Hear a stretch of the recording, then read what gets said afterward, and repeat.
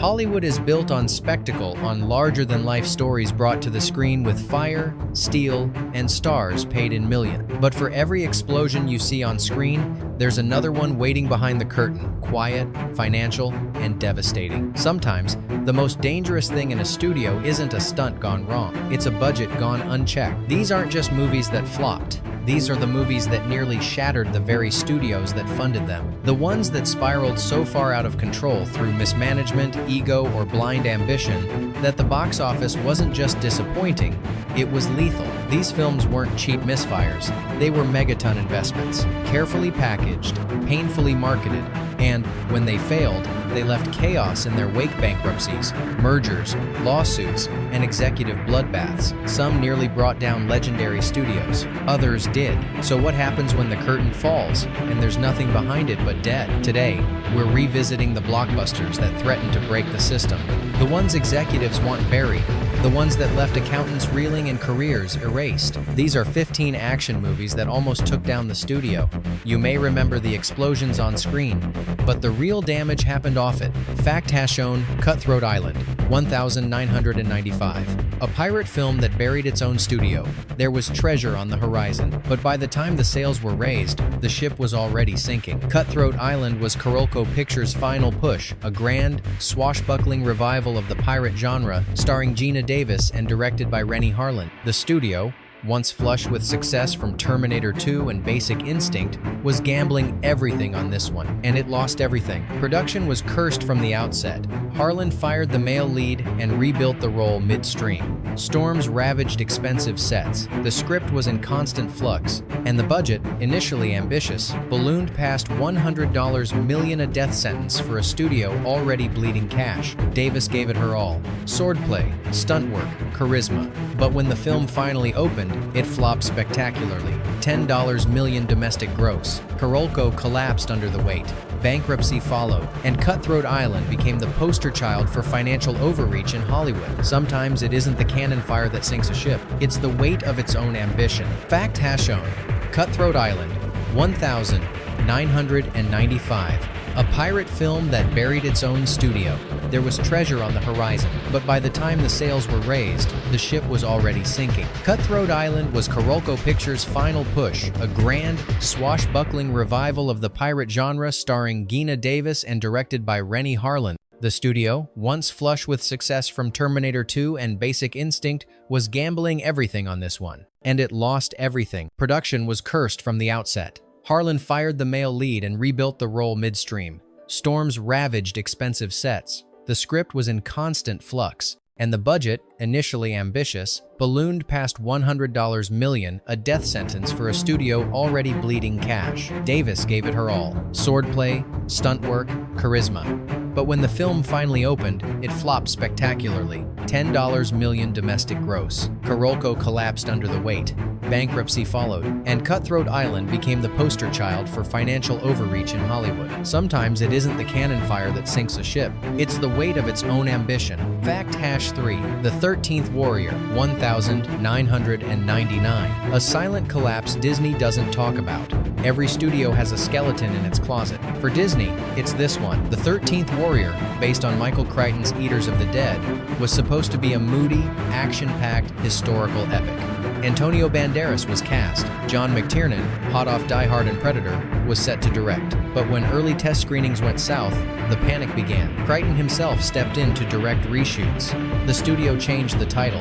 They recut the entire film. The budget spiraled to $160 million, and by the time it was ready, Disney barely wanted to release it. With little marketing and almost no fanfare, the 13th Warrior limped into theaters and limped right back out, $61 million worldwide. The losses were massive, but the response? Silent. No Blu-ray re-releases, no nostalgic revival, no documentaries. Disney buried this one like it never happened. Fact hash 4. Waterworld, 1995. The flood that nearly sank Universal.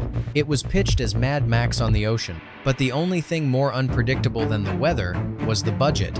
With Waterworld, Universal wanted to make history. Kevin Costner as a mutant drifter in a flooded future, practical sets floating on the Pacific, an original concept with blockbuster potential, and it almost destroyed them. From the beginning, production was a nightmare. Costner's clashes with director Kevin Reynolds made headlines. A massive floating set was obliterated by storms. Insurance claims stacked up. The cost surged to $175 million, making it the most expensive film ever made at that time. The media pounced. Industry insiders called it fish tar, but when Waterworld opened, it kind of survived. US numbers were soft. Overseas saved face. Universal didn't drown, but they came back soaking wet with a bruised ego and a much smaller appetite for risk. In Hollywood, you can lose money, just not that loudly. Fact #5, John Carter, 2012, the franchise that disappeared on arrival. There was a plan. Launch a multi-film saga based on a classic novel series. But the audience never showed up to see the beginning. John Carter was supposed to be Disney's answer to Star Wars. Adapted from Edgar Rice Burroughs' A Princess of Mars, the film had a pedigree team director, Andrew Stanton, a massive effects budget, and a studio ready to dominate the box office. But from script to screen, things fell apart. Stanton's transition from animation to live action proved rough. Cost overruns and multiple reshoots pushed the budget beyond $250 million. Marketing, in a moment of strange strategy, removed "of Mars" from the title, robbing it of any context. The film earned just $73 million in the US. Disney declared it one of the biggest write-downs in company history. The executive behind it exited quietly, and the franchise vanished. In Hollywood, first impressions are everything, and John Carter never made one. Fact #6, The Lone Ranger, 2013. When the West was lost again, you'd think teaming up Johnny Depp and Disney again would be bulletproof. But sometimes even star power can't stop a runaway train. The Lone Ranger was a bold swing, a blend of Western tropes, supernatural flair, and big-budget spectacle from director Gore Verbinski. Depp would play Tonto, Armie Hammer the masked hero. Disney poured in confidence and money. Too much money. Production delays, practical set pieces, and the decision to build 2 working steam trains pushed the cost north of $225 million. Disney briefly pulled the plug mid-shoot, only to restart with more conservative promises, none of which were kept. Critics didn't know what to make of it. Audiences didn't care to find out. With weak returns and a final global gross that couldn't cover expenses, Disney suffered a $190 million loss. The Western genre was shelved. No sequel ever materialized. The Lone Ranger wasn't just a flop. It was the final nail in the coffin for Western blockbusters. Fact #7, Speed Racer, 2008, a neon dream that died on impact. It wasn't just fast, it was blinding. With Speed Racer, the Wachowskis threw subtlety out the window. They crafted a cinematic roller coaster full of electric colors, digital landscapes, and editing that made your head spin. Warner Brothers gave them $120 million, hoping for a family-friendly franchise. What they got was confusion. The movie was too loud for adults, too strange for kids. Critics were split. Some hailed its ambition, others mocked its excess. Most audiences didn't even know what it was trying to be. Its opening weekend was weak. The total global box office, $93 million. Not a disaster, but nowhere near what it needed to survive. The film would later gain cult status, but by then, the damage was done. Speed Racer wasn't ahead of its time. It missed the moment entirely. Fact #8, Final Fantasy, The Spirits Within, 2001. The future that fell flat. Square Pictures believed they were building the next revolution in animation. They ended up building their own tombstone. The Spirits Within was a technical marvel, hyper-realistic CGI characters, complex world building, and a director, Hironobu Sakaguchi, who wanted to prove that digital actors could carry a feature film, but no amount of pixels could compensate for a hollow story. Audiences praised the visuals, but failed to connect. The film struggled to explain itself. The emotional core never landed. With a $137 million price tag and just $85 million in global earnings, the project collapsed financially. Square Pictures shut its doors. Sakaguchi resigned. The dream of replacing human actors with digital ones died, at least for a while. In chasing the future, they forgot the fundamentals. You can build a beautiful face, but without heart, it doesn't matter. Fact #9, Mars Needs Moms, 2011. The film Disney deleted faded from its memory. It was meant to be heartfelt. Instead, it creeped everyone out. Using the same motion capture techniques as the Polar Express, Mars Needs Moms tried to tell a story about maternal love and interplanetary rescue. But what ended up on screen felt wrong. Characters looked unsettlingly human, but not quite. The so-called uncanny valley turned an emotional tale into a cold, robotic experience. Kids didn't engage, parents avoided it. Disney spent $150 million. Opening weekend pulled in $6.9 million. The final global total, $39 million. The response was swift. Image Movers Digital, the studio behind it, was shuttered.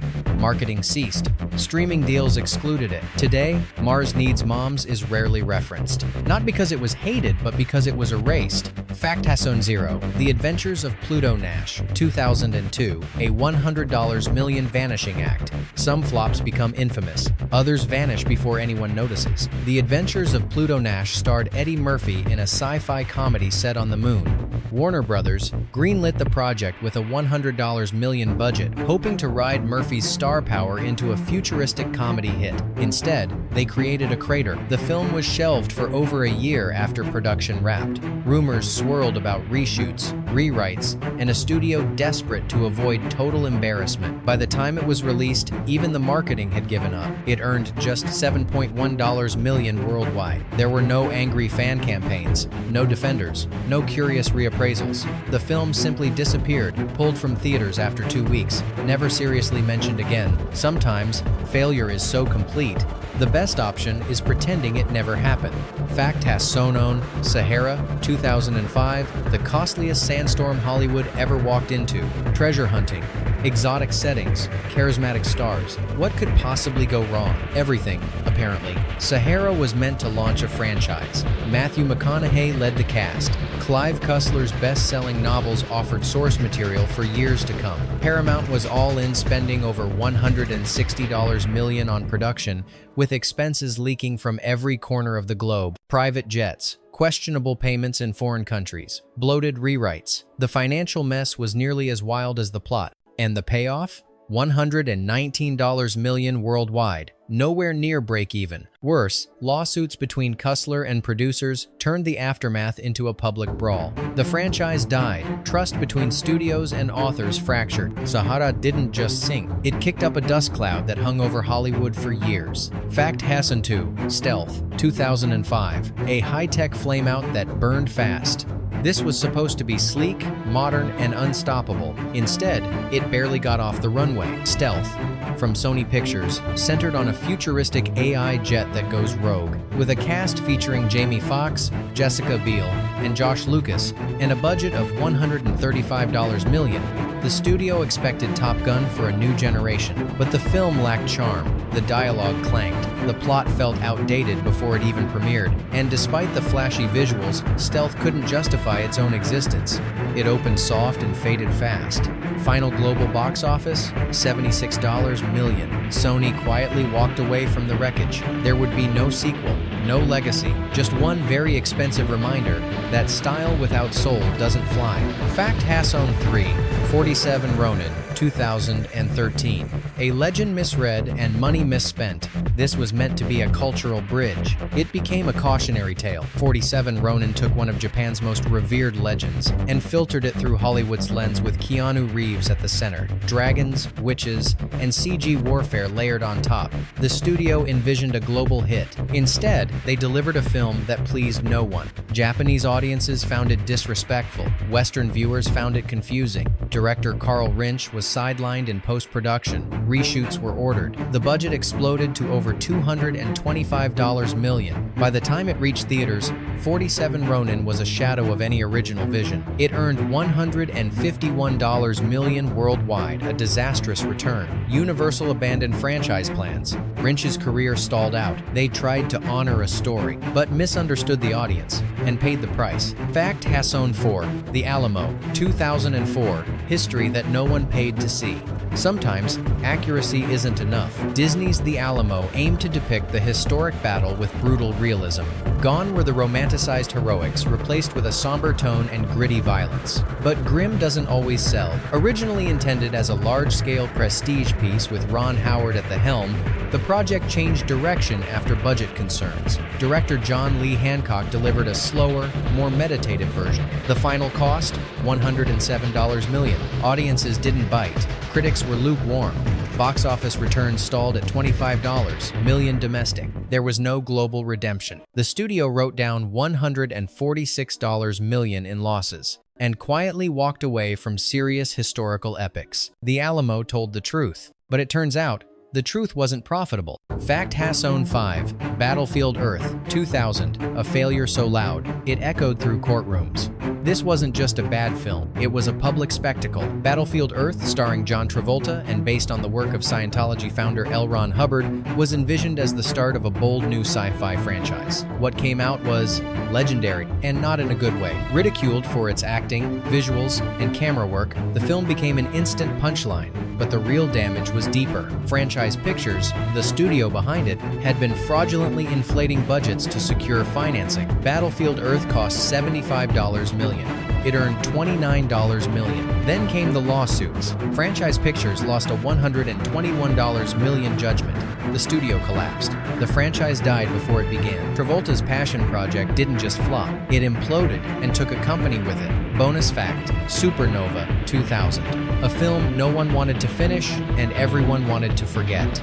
It started as a standard space thriller. It ended as a cinematic orphan. Supernova was meant to be modest, an eerie sci-fi survival story set aboard a medical rescue ship drifting into unknown territory. But chaos gripped the project from the start. Director Walter Hill clashed with MGM over creative direction and walked away. Jack Shoulder was brought in to rework the film. Then, in an act of quiet desperation, the studio enlisted Francis Ford Coppola, yes, that Coppola, to edit the film remotely on his personal system. Despite the pedigree of names, the final cut was a stitched-together mess of tones and styles. Nobody agreed on what it should be. Walter Hill disowned the movie, choosing to be credited as Thomas Lee, the industry's infamous alias for creative abandonment. The budget? Over $60 million. The return? A humiliating $14 million at the box office. There was no premiere, no media push. Supernova was tossed into theaters and buried just as fast. Even Coppola avoided mentioning it in interviews. Some films fade from memory. This one was wiped by everyone who touched it. These weren't just miscalculations. They were moments when illusion met consequence, when the magic broke. Some of these films were doomed by ego, others by ambition. A few simply ran out of time. But each one left a scar, somewhere behind the studio gates. So now it's your turn. Which one surprised you most? Which one deserved better? And which never should have happened at all? Because in Hollywood, what you see on screen is only half the story. The rest is buried in contracts, closed doors, and canceled careers.